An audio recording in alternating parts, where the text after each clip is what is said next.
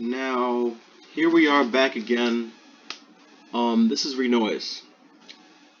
Even though I've used Family Tracker on and off for a long time, I'm still not a master tracker. And I've only been using Renoise for a few days. And I downloaded Renoise for a very specific purpose, and that purpose was to interface with my MIDI device, my keyboard, and to access what delicious sounds lurk in the world of Yamaha XG. And I've been able to do that a bit. Not too much success, but to some of the stuff that I showed you before, I'm learning it and I'm getting better. But there's another part of Renoise, which is not just MIDI. Renoise is a fully featured music production system. It has tracks, but the tracks have polyphony. I never heard polyphony. You can have multiple notes going on in one track. You can have multiple effects going on in one track. Not MIDI, but you could have other types of effects.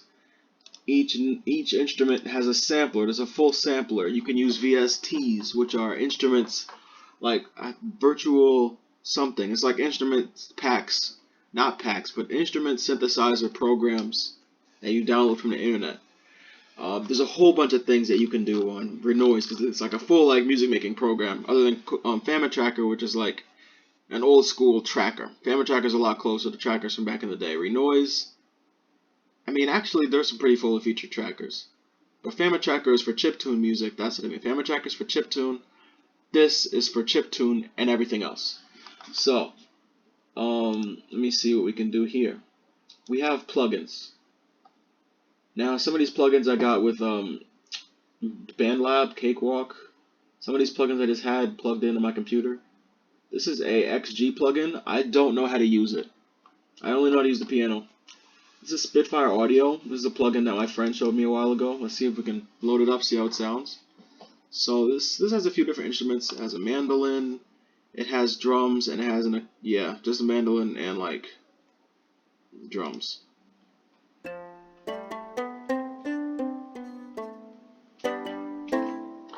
That sounds pretty nice, right? That sounds pretty nice. So we can actually go back to the edit window, and right now we selected the first instrument, which is up here. I can rename it to say mandolin, right? And we can actually get this the hell out of here. If I close it, will it keep running? It won't. Wait.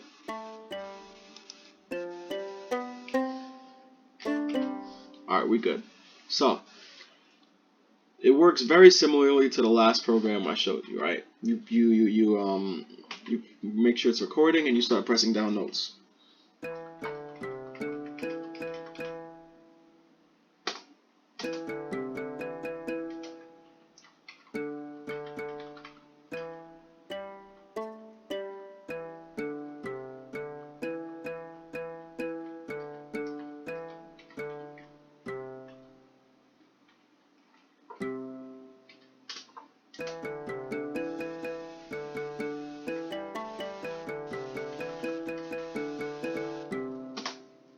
Right? Pretty simple, pretty neat, same stuff, and there's a bit less hexadecimal. There is some hex still in this, but it's a little bit easier to read too. So like I said, that was Mary Had a Little Lamb, just like what we just did. We don't need to add the cutoff or any special effects, though we can still add a stop. But I don't know how well it works. But we can still add the stop. There's some effects. I don't know them all. I don't think I know them at all. But you could do those. There's also filters. There's also filters. Now,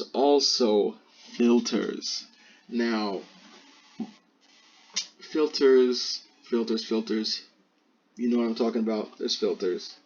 Let's do distortion.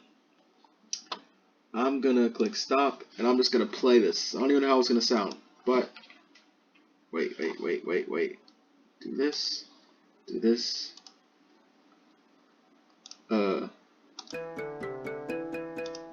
Oh yeah. I have to go up an octave.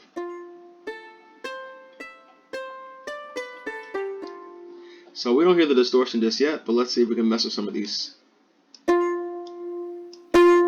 Ooh, That's hard. If we turn it down.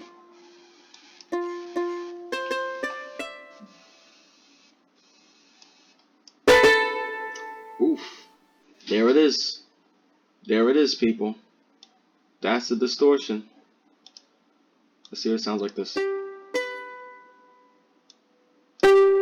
Ooh.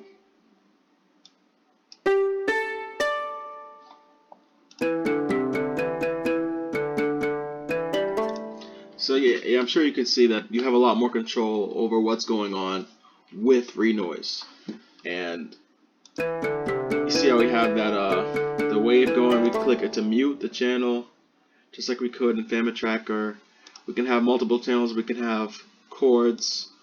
We can have chords. Let me see something. So yeah, the filter happens on the channel level.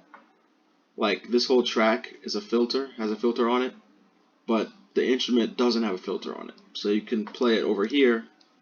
It would sound nice and not without distortion over here. I'm sure you hear the difference. To do multiple things, let's do.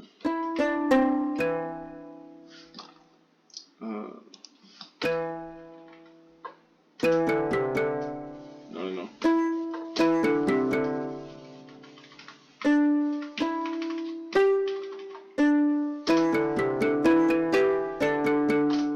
Yeah, real simple. Let's take the distortion off.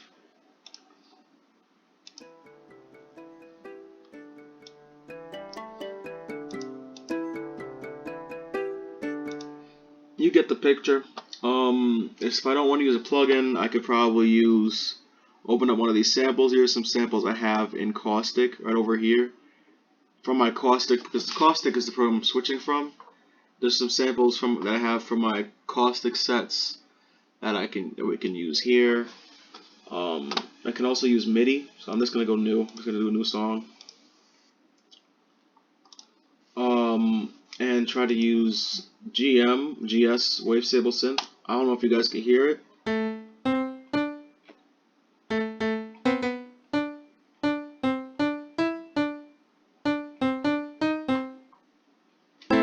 Yeah. Playing piano on the keyboard is not super intuitive, but yep, that's MIDI on my computer with the Microsoft built-in thing. So if I want to do Mary Had a Little Lamb again,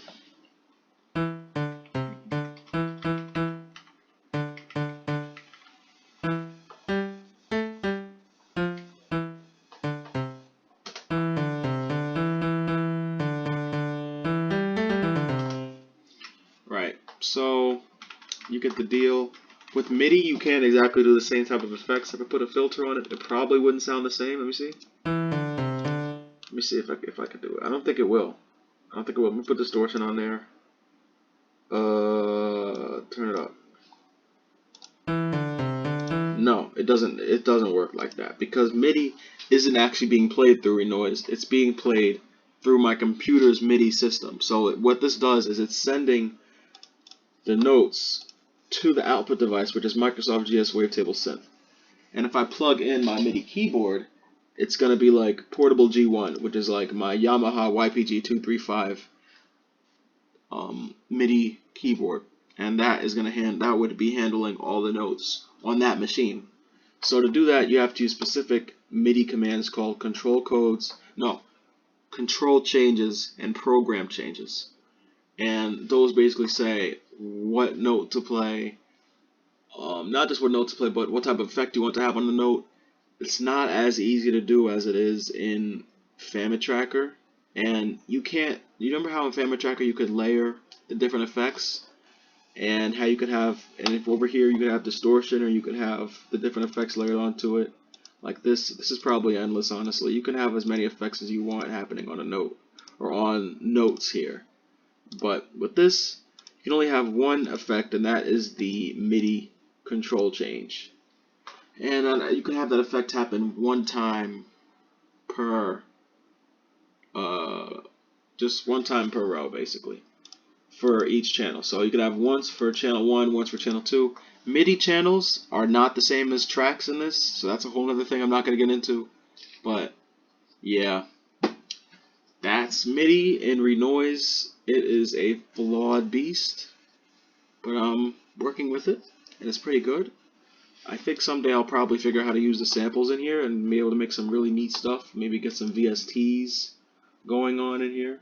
That'd be great. But yeah, I'm pretty tired. I've been talking about this computer music stuff for like a good 40 minutes, and my voice needs orange juice. So I'm gonna go get some orange juice. You guys have a good night.